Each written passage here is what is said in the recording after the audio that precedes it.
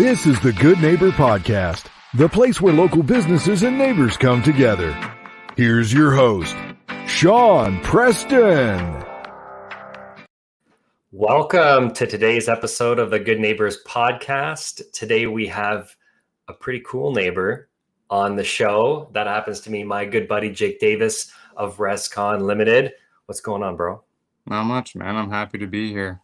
Like I was saying to you before, I'm a little nervous, but we're going to get through this and it's all going to be good. I love putting you outside of your comfort zone. I've done that a few times since we met. Putting me on the spot. Yeah, that's kind of your go-to with doing the ads in the magazine and the whole 9 yards. So, but no, I'm happy to be here. I'm looking forward to it. Happy to see all the success that you're having out there. You're all branded up, ready to rock and roll. So yeah, I'm a walking billboard. Yeah, that's right. Very cool, man. All right, well, let's dive into it. For the listeners who don't know about your business, why don't you tell us a little bit about your business? Yeah, so I'm the owner of Rescon LTD. So Rescon is an abbreviation for rock, earth, stone construction. So our bread and butter as a business is mainly pools and landscaping. I've been in the industry for a really long time, but when I was coming up with the business name, we kept it as a broad term because we don't necessarily just stick to that. We had one of our clients one time tell us that we were a one-stop shop for luxury living, which we kind of took pride in. Because I come from a long background of doing earthworks, machine operating. So like aside from pools and interlock, if you have a project that requires drainage, grading, even like excavation for a new shop, your house, whatever the case may be, we're your guys. Basically, if it involves dirt, we're there. I also got subcontracts out the wazoo. So like if you need an HVAC guy, an electrician, a plumber, anything, like I got the resources for all that stuff. So beautiful. So like I've got this little section outside of the front of my house. I've got a little walkout, and right there the bricks kind of bending in. I know that the water is kind of like, this has been like going on 2 years now. I know I need to fix it. And then right in front of my driveway, I've got it kind of funneling in, like it's settled, that it's not matched up flush with the asphalt. Yeah. Well, and the one thing to be careful too, like if that's happening at your front door, is typically the porch for your front door, if you have a landing, is on top of your cold room. So like you'll have your concrete foundation there with your slab on top, right? And typically whoever did the work will just butt everything up into it. So if water's getting in behind that stone, it also could be getting into your cold room. So one thing to watch out for, make sure it's not flooding down there. We're going to chat after this. Yeah, no, I'm open all the time. So very cool. Okay. So pretty much everything that happens with dirt, backyard, front yard, as I just described. Yep. As well too, but you also specialize in that, that kind of like that pool, the big rocks. Yeah. So like pool, like honestly, I've been in the industry for a long time. Like when I tell you that I've been on a job site since I was 10 years old, I'm not kidding. So, it's kind of, I have a lot of knowledge on it. And like I said, like interlock and pools are our bread and butter, just because one, we're fast at it. Two, we're really good at it. We do quality work and we stand behind what we do. We'll get into this later, but like I tell clients that, say I had a client last year where I built a pool for them and they thought I was going to be there for months on end. And when I was out of there in 3 weeks, their mind was blown. But it's amazing what you can get done when you actually show up every day and you put your nose to the grindstone and don't get distracted. No, I know that's definitely probably a common thing that occurs in your industry. So that'll be kudos to you guys for being efficient that way. Yeah.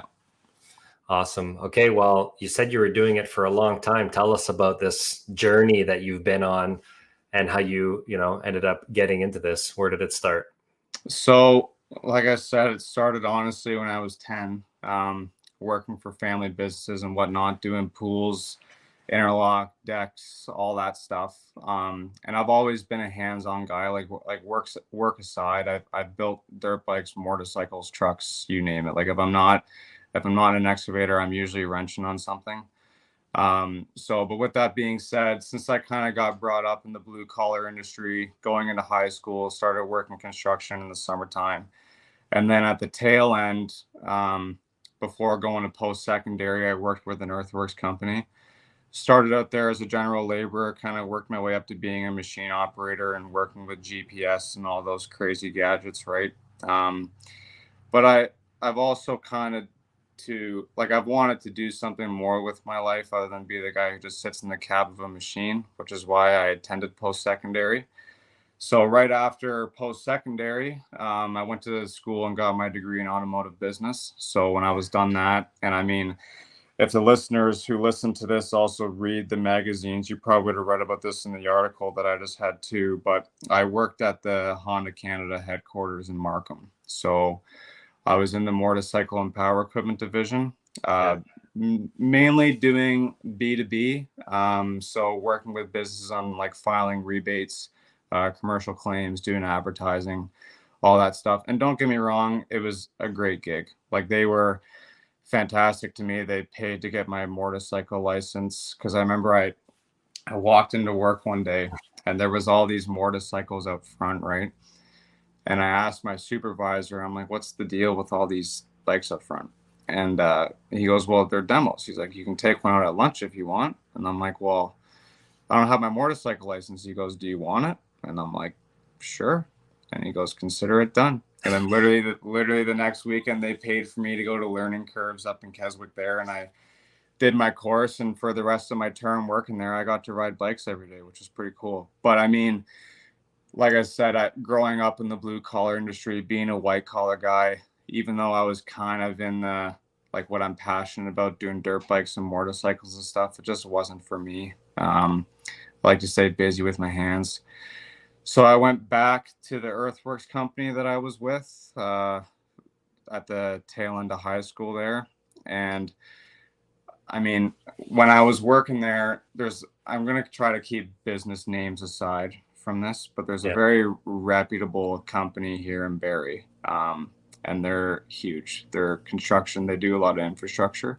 So one of the owners of that company, I built his backyard, and he kind of asked me where I see myself when I'm 50 years old. And I didn't have to give him an answer on the spot, but I kind of sat and thought about it. And I mean, I think everyone always wants to have financial freedom, the ability to do what you want, be there with your family, whatever, right? So that was kind of the turning point for me with going and starting my own business, which has led me to where I am now. Nice. And I have to say, knowing you for as long as I have, how old are you? 25, turning 26 soon. So those balloons in the back there, I would like some of those, please. I got a couple for you. And as a young guy, I have to say, not only would I vouch for this man, but he's ahead of his time. So he acts like he's almost my age, me being 34. And like he said, he's been doing it for a really long time. So he's seen a lot. He will continue to see more. But really encouraging and nice to see not a lot of people your age are doing what you're doing. It's very commendable. And you got a great business. Well, I appreciate that. And I mean, I tell my guys all the time too, right? Like at some point in life, you got to put in work. Like you can either put it in now or you can put it in later, or you can do it steadily throughout your entire life, retire when you're 70, live off your savings, whatever. But like, regardless, you can't, I mean, a portion of luck plays into it. Don't get me wrong. But at the same time, you got to be willing to put in the work at some point. 100%. So trying to get it done now rather than later. Couldn't agree with you more. No. So what would be like a myth or like a misconception that you come across in your industry? I mean, there's definitely, even though I'm not technically considered a trade with what I do, right? The blue collar industry definitely has its myths and misconceptions, where we're all bad guys, right? Like you hear horror stories of people in my industry where they show up, they take a deposit, and they either never show up or they show up for a couple of hours and they leave and you don't see them again for months on end. Like they're constantly robbing Peter to pay Paul, right? And I mean, like we we pride ourselves on a crew where we're there till it's done. So I never, ever, ever float two jobs at the same time, unless I have two crews. But the crew that you get on the first day is the crew that's going to be there until the project is completed. I mean, logistically too, for me, it doesn't make sense to move around my gear all the time. I don't know how guys do it, but like if you get the guys on a roll, right? You set them up on a job site, you give them an end goal, they stay there until it's done. The client's happy, you're happy, you get paid, hopefully, right? And then you move on. So I'd say the misconception is that we're not all the same. There's definitely guys out there that you should try to avoid, but at the same time, and I'm not the only good guy out there. Like there's lots of good companies out there that do good work. They got good reputations, but it all comes down to trust, right? So when you're shopping for a contractor, just keep that in mind. No, that's great. How do you find the communication is out there, and how you try to have your level of communication with your clients? Yeah, so I mean, like as important as it is for a client to shop for a contractor, it's also important for a contractor to shop for a client, right? So like, because there's A customers, B customers, and C customers, and like you obviously want to avoid the C's, the A's, and the B's are what you kind of want to work with. And I'd say one of the biggest things that I've learned doing this so far is don't take every job. Like you're not obligated to take every lead that comes through. You know, sometimes you'll get a lead, you go meet with the client, and either the work is out of your scope or you and the client don't connect that well. Like it's okay to walk away from it. Just say, hey, you know what? I don't think this job is a good fit. But that's where your networking comes into play, right? Because you might know someone in the industry who will deal with someone like that, right? Because at the end of the day, because like I said, there's obviously contractors out there who take your money and run, but there's also clients who let you come do all the work and then they don't pay you, right? And I mean, obviously that's a nightmare situation. I don't wish that upon anyone. But one thing that I like doing with shopping with my customers is like keeping a good rapport with me is huge. Like it's more than just a transaction. It's you and I going out to dinner after, grabbing beers, like settling your bill or whatever over a drink, going over any revisions by just coming to your house. Like I'm not just a contractor coming in looking to get paid and being a stranger when I'm done. I'm looking for it to be a relationship for years to come. Oh, 100% well said. I felt the effects of that. So as we're talking about fun, other than coming over to my house, having beers and steak and potato, what do you like to do for fun? Golf. I'm telling you right now, man, if I could get paid for shooting in the mid to high 80s, I would be on the golf course all day, every day. But I'm also I'm a big gearhead too, right? So obviously the winters here suck. But when they're good, I like to snowmobile. Summer times I like to dirt bike, but now that I got my own business, like if I get hurt, I don't get paid, right? So I've kind of stepped away from that a little bit. The golf course is a little bit safer, other than bug bites. That's pretty much all you're going to get into. So, but no, I thoroughly enjoy golfing. I like traveling across Ontario. I try to do a guy's trip once a year if I'm not too busy. Like my brother-in-law, we like to go to Scottsdale, golf in the desert. I've also gone with buddies out to BC, played in Whistler and Vancouver. Beautiful courses out there. Yeah, so I mean, it's work hard, play harder. Like I take that into full consideration. Yeah, I had that your motto until I hit like 33. Yeah. And I was like, my body can't do that anymore. Yeah, I know. No, I hear you, man. I like you, even though I'm only 25, you lay stones for a while. It catches up to you quick. Yeah, I could just imagine. Yeah. I'm a big golf guy, as you know. Yeah. Getting out there, and we'll definitely have to find some time to get on the course. But it's such a nice way you can, get out there and kind of like, call it the wilderness almost, right? Especially depending on the golf course, you feel like that's when you have a good golf course is when you're on there and you feel like you're out there alone. Yeah, no, for sure. And that's kind of why I like the private atmosphere too. So I'm over at Vespra, and I mean, I love it there. Aside from the course is beautiful. The clubhouse is awesome, but the networking there is fantastic too, right? Like you got guys in every single industry there, like from blue collar to white collar. And I mean, you never know when you're going to need someone. You could need an insurance guy. You could need a real estate agent. You could need anything. So, I mean, and that plays a big factor in it as well. It's huge. Yeah. Notably that it's 4 minutes away from my house. Yeah. Start taking a hard look at that. You have to put in a favor for me. Yeah. No, I'll call my people. You have your people call my people. Yeah, exactly. All right. Well, how about you're still young, but I'm sure you might have been through a life challenge that's happened in your life. It happens to almost everybody. Sometimes it's out of our control. Other times it is, but still, sometimes a hardship can happen in someone's life. Have you ever went through a life challenge or a hardship? Doesn't have to be a hardship, could be a life challenge where you overcame that challenge, maybe it made you stronger, maybe it made you better for it.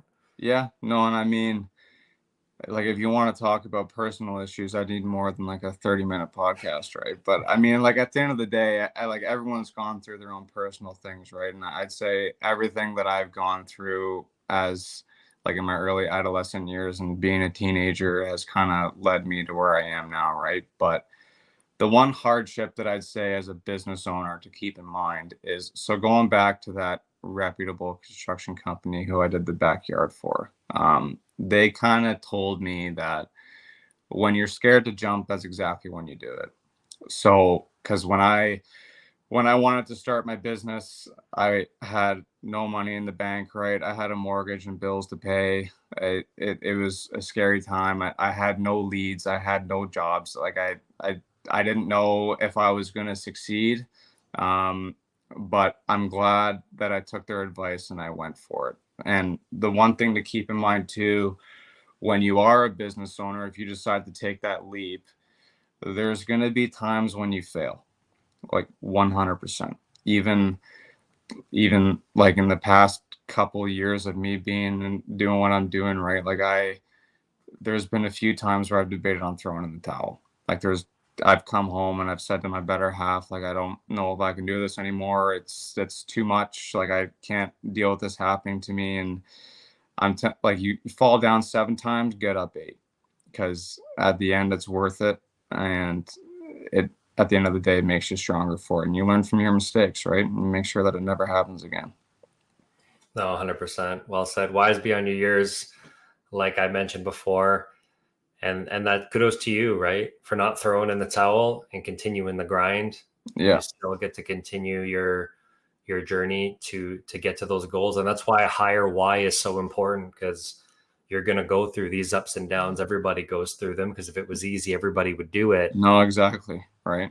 Like, even if you are a business, even when I was signing up for my business number and stuff online, like, you want to get into confusing, because I'm not a technology guy at all, right? And I remember even when I was doing that, I'm like, man, this is even enough to get someone to walk away from me on their own, let alone all the challenges you face on a day-to-day basis, right? So I mean, like, it's important to keep going. If you're passionate about what you're doing, like, the money will come later. Just stick with it and keep hustling. Very good, man. Awesome stuff. So what's one thing that you wish that people knew about your business? I'm an open guy. Like, if you look up Rescon LTD on Google, like, you'll see that we're open 24 hours a day, 7 days a week. And it's true. Like, my phone number is linked into there, my email, like, if you want to phone me, email me, text me any time of the day, like, go ahead. I'm an open book. I'm always there, ready to lend a helping hand. I mean, I sometimes get flack from my better half because I'm on my phone too much answering clients. But I mean, at the end of the day, like, I'm passionate about it, right? And I kind of want to be the guy, like, not necessarily a people pleaser, but, like, I mean, like I said before, my relationship with my clients is huge, right? So if it's one thing I can tell people, is honestly contact me anytime. You got questions, reach out. And like I said, I come from a long history of construction. So even if you don't need me for my services, you need a plumber, you need a whatever, and you don't know anyone, you want someone who's reputable, give me a call. I'm always happy to help. And if people were interested and wanted to reach out, what's the best way that they would do that? Through your website? Yeah, so you can go on our website, or you can go on our socials. Like, we're on Facebook and Instagram as well. We're constantly posting stuff. And I mean, the easiest way to get to me is probably through text or voicemail. I'm not one of those guys that has a full voicemail and doesn't get back to you for 3 years. But I mean, whatever's convenient for you. You want to call me, email me, text me, follow us. We always try to engage with our followers as well, like by doing giveaways, and kind of just spread the word out and put a face to the name, right? So yeah, go on our website, follow us on socials, text me, call me, anything. What is your social handle? So Instagram is rescon.ltd. Facebook is just Rescon LTD. If it's easier for you to go on Instagram, you can go on our bio and you can click on the links to all of our stuff. Like my website's in there. My LinkedIn profile is in there as well, I believe. And also a link to go to our Facebook. And even if you're in the Midhurst area, look at us in the magazine. We're in there every month. So very cool, man. Well, hey, thanks a lot for coming on the show and doing this. Phenomenal guy, phenomenal business, and looking forward to doing this again. Yeah, thanks for having me, man. Appreciate it. No worries, anytime. Thank you for listening to the Good Neighbor Podcast Midhurst. To nominate your favorite local businesses to be featured on the show, go to gnpmidhurst.com. That's gnpmidhurst.com or call 705-413-3775.